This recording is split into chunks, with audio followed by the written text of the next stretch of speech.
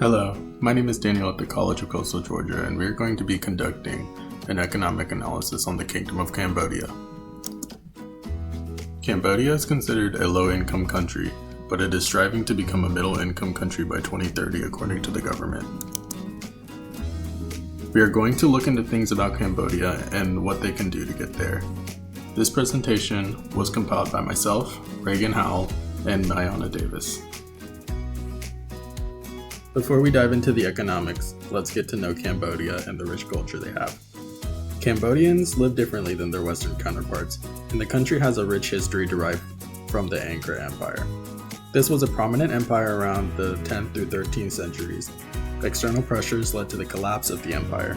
The next noteworthy thing to occur was when Cambodia became French Indochina in the late 1800s. Cambodia has also been occupied by Japan. With family, multiple generations often live together. The elderly are cared for by their children, because so many men died at war.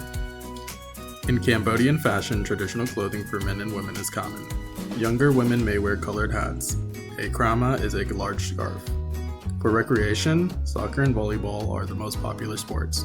Other sports include basketball and bicycle racing. And for girls, hopscotch.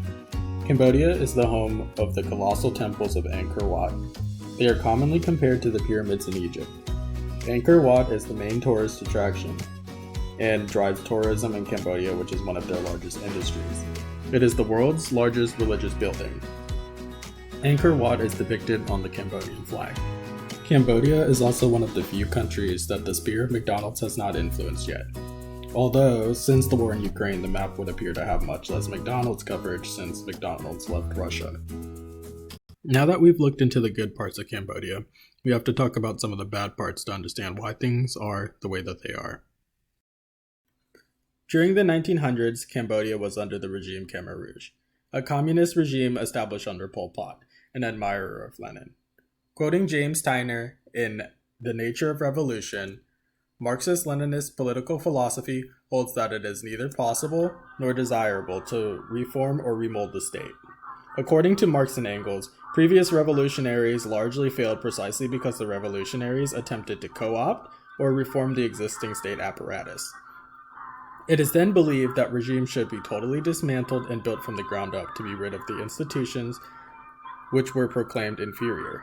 The Khmer Rouge sought to establish a transitory form of government as a dictatorship, which would at a certain point in the future simply wither away. It sought to leave in place a classless communist society free of exploitation. Some institutions during the Khmer Rouge were forced labor, strict standards for party participation, thus low equity, democratic centralism where workers decide rather than government. This was never achieved. The inequity resulted in rations being unequally distributed. Under this regime, 1.5 million deaths occurred. Now that we are familiar with Cambodia, let's get into the economics. The population of Cambodia is approximately 17 million. Cambodia is a country located in Southeast Asia bordering Vietnam, Laos, and Thailand. The country is 69,900 square miles, which is about twice the area of South Carolina for context. It borders the South China Sea, and its capital is Phnom Penh. Cambodians consider themselves to be Khmers, descendants of the Angkor Empire, an empire of prominence throughout the 10th through 13th centuries. 95.5% of the population is Khmer, according to the CIA World Factbook. This makes the population highly homogeneous. Numerous Buddhist principles such as tolerance, calmness, and taking responsibilities for one's own actions are values found throughout Cambodian culture. Cambodia became French Indochina in the late 1800s. It declared independence from France in 1953 after being occupied by Japan. Cambodia is vulnerable to foreign pressures. Invasions play a large role as to why things have happened the way that they have. Cambodia's GDP is 26.96 billion, according to the World Bank in 2021. This gives it a GDP per capita of 1,591 US dollars. Most of the population lives in a continuous, flat plain known as the Tonle Sap Basin, along the Mekong River, the longest river in Cambodia. The Mekong River is the 12th largest river in the world and the 3rd largest river in Asia. It runs through 6 countries: China, Myanmar, Thailand, Laos, Cambodia, and Vietnam. This river provides the country with lots of biodiversity, including 20,000 plant species and 850 fish species. According to the Mekong River Commission, the Mekong River contributes significantly to this economic growth through the opportunities it provides, including hydropower production, agriculture, fisheries, and transport and trade. Timber is one of the main pillars of the country's economy. Approximately 70% of Cambodia is forest, and timber and firewood are the main forest products. Because of the abundance of firewood, it is used as the primary energy source for most households in urban areas. Fossil fuels are either too expensive or unavailable for most people living in Cambodia. Cambodia's freshwater fisheries are some of the most productive in the world and have contributed 6% to 8% of the country's GDP. According to the Southeast Asian Fisheries Development Center, the primary sources of fish are the Great Lake, Mekong River, and Balsuk River. The secondary sources are the coastal areas of the Gulf of Thailand. Cambodia's top 5 trading partners are the United States, Singapore, China, Japan, and Germany. Due to China's military influence in Cambodia, there has been an increase in regulations on defense articles and services. Exports and imports of defense articles are prohibited. Also, Cambodia prohibits narcotics, psychotropic substances and their precursors, toxic waste, and poisonous chemicals and substances, and certain pesticides, according to trade.gov. Imports of goods and services are 73% of GDP as of 2017. Cambodia's main import partners are China, Thailand, Vietnam, and Singapore.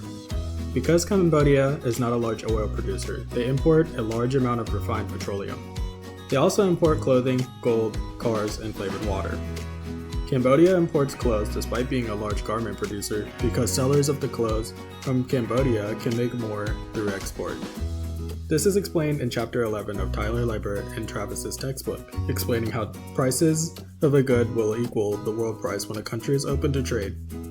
This makes the good unaffordable to the local population.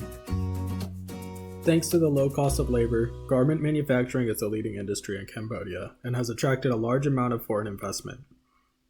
This industry leads manufacturing growth and is the comparative advantage of Cambodia. 62% of total exports in 2018 were from the garment industry. This is followed by the footwear industry. Other sectors include construction, tourism, and rice production. In the Khmer Rouge age, the economy was more agriculturally based.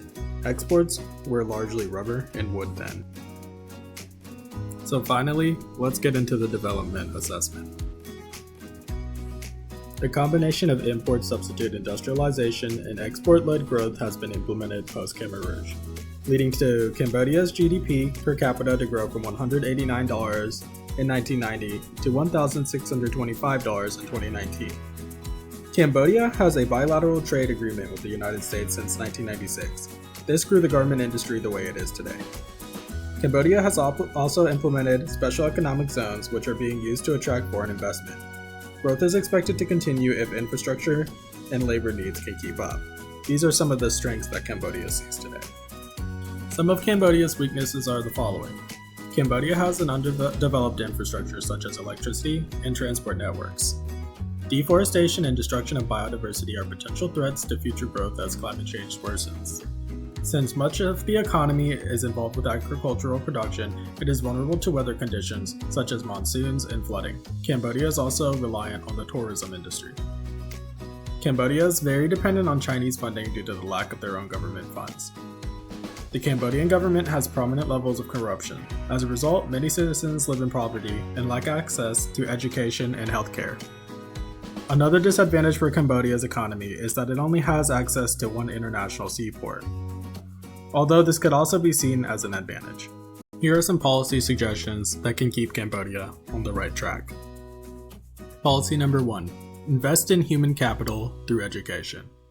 For Cambodia's manufacturing industry to continue growing outside of the garment industry, skilled labor will be required. While the education system was destroyed during the Khmer Rouge period, primary education completion rates are acceptable at 98.4%. However, secondary education attendance rates are low. According to the Cambodian government, the most common reason for not attending secondary education is because children are expected to generate income for the household. There are also issues with costs to attending school, which makes continuing education even more challenging. So Cambodia needs more human capital in order to continue growing in the manufacturing sector. According to Tyler, Libert, and Travis in Chapter 10, China had much success in growing their manufacturing industry thanks to the presence of secondary education.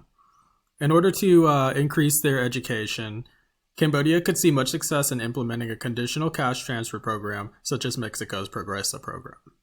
CCTs allow families, often women, to receive money if children remain enrolled in school and health programs. This helps with the opportunity cost of sending children to school rather than having them work. Policy number 2 would be invest in infrastructure. Although SCZs have worked out for Cambodia in attracting foreign investment is still lacking due to concerns regarding inadequate infrastructure. If Cambodia fails to supply adequate infrastructure for the firms that move into Cambodia, they may leave. Firms operate in a country voluntarily. They will only do so if it is cost effective to do it. Without the proper roads, ports, utility infrastructure, and institutions which are business friendly, firms will leave. Tax holidays are only a temporary means to attracting foreign investment. Cambodia should seek to provide adequate infrastructure to retain firms. Cambodia's foreign investment largely arises from low labor costs and tax holidays. If labor costs rose, Cambodia would face difficulty. Such a program can be similar to Ethiopia's Productivity Safety Net program or FDR's WPA program. This can be an SCT program. SCTs are focused on unconditionally giving money to the poor. Sometimes this is in exchange for work. Such work could help build infrastructure and teach skills to those who need them. Infrastructure is key to allowing information to be exchanged, which allow markets to exist. Economic welfare overall increases when a country can trade, and more transactions will occur when transaction costs are lower. According to Taylor, Libert, and Travis, in Chapter 11, page 454, high transaction costs can inhibit trade within as well among countries. So in summary, according to Taylor, Libert, and Travis, a big push can help in increasing the productivity which puts poor countries on a path of development. This is especially the case when investing in education and infrastructure, as cited in Chapter 4, page 178. Cambodia has made strides towards development within the last decade. By continuing to focus on human capital and making Cambodia an ideal location for foreign investors, it can continue to move towards being middle income. Thank you for watching. I hope you learned a lot about Cambodia and consider the policies which can make Cambodia better. Some of the references are cited here within this page. Some of the other credits are stock clips from various creators on Pexels, so we'd like to thank you for providing those, which make the presentation a little bit more interesting. So thank you for watching.